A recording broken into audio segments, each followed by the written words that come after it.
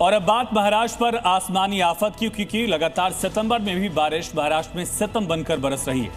महाराष्ट्र के कई जिलों में पिछले 2 दिन से लगातार बारिश हो रही है और पिछले 24 घंटे में बारिश से जुड़ी घटनाओं में 10 लोगों की मौत हो गई। इस खबर का मतलब यह है कि सितंबर का महीना खत्म होने वाला है, सर्दियां आने वाली हैं और मॉनसून है कि जा ही नहीं रहा। महाराष्ट्र में अब तक कुल 11,800 से ज्यादा लोगों को बचाया गया है। मराठवाड़ा क्षेत्र के छत्रपति संभाजीनगर, जालना, बीड़, लातूर, नांदेड़, हिंगोली और परभणी में बाढ़ आ गई है। ये खबर हमारे महाराष्ट्र के दर्शकों के लिए तो बहुत ज्यादा काम की है, लेकिन ये खबर बाकी दर्शकों को इसलिए भी देखनी चाहिए क्योंकि महाराष्ट्र में मानसून अब तक गया नहीं और कहीं ये हालत आने वाले समय में आपके राज्य के भी ना हो, क्योंकि जलवायु परिवर्तन यानी कि क्लाइमेट चेंज आपको, हमको, सबको बराबर प्रभावित कर रहा है। सिर्फ महाराष्ट्र ही नहीं बल्कि ये फोरकास्ट है ओडिशा, झारखंड और बंगाल के लिए भी कि वहां पर अक्टूबर के पहले हफ्ते में भारी बारिश हो सकती है।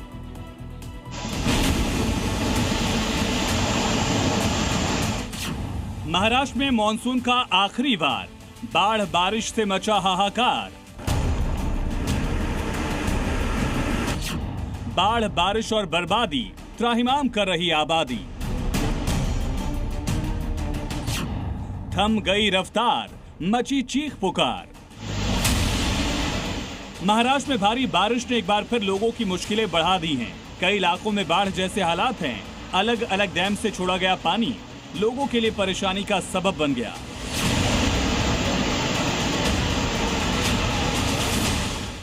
ये तस्वीरें कल्याण तालुका की हैं, जहां नदियों के पानी ने रास्ता रोक दिया है। पानी ने पुलों पर कब्जा कर लिया, ब्रिज डूब गए, ट्रैफिक रुक गया, शहर की रफ्तार थम चुकी है और कई इलाके पूरी तरह से डूब चुके हैं। यहाँ भारी बारिश की वजह से बाढ़ की स्थिति है। खडावली, उल्हास और कालवी नदियों का जलस्तर लगातार बढ़ने की वजह से नदियों का रौद्र रूप दिख रहा है।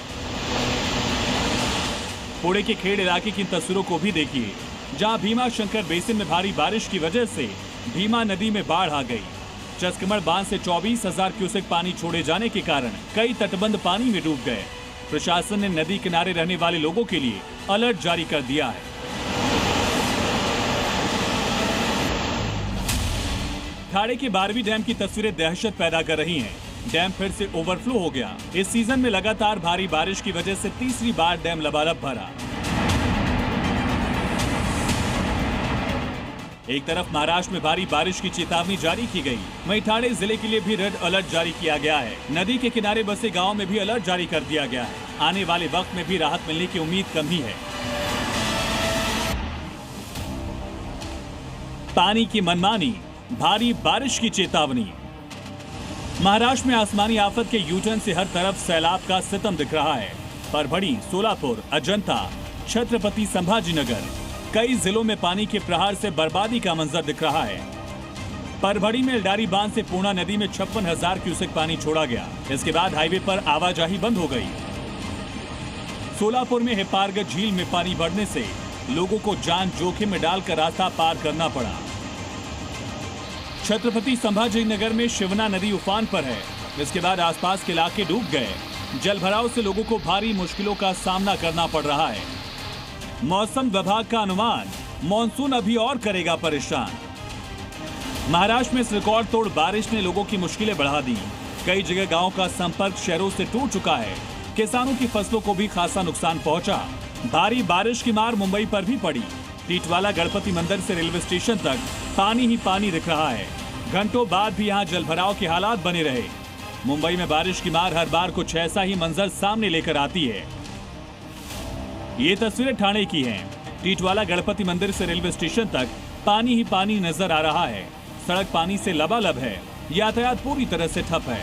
भारी बारिश के बाद सड़कों पर पानी भर गया। देखते देखते जाम के हालात बन गए। कई घंटों तक जलभराव से राहत नहीं मिली। गणपति मंदिर और रेलवे स्टेशन के दोनों तरफ लोग पानी कम होने का इंतजार करते रहे। गाड़ियों की आवाजाही बंद होने से लोग भी परेशान हुए। एक तरफ महाराष्ट्र में निचले इलाकों में बाढ़ का मंजर लोगों को डरा रहा है, वहीं दक्षिण भारत में भी बाढ़ से हाहाकार मचा हुआ है।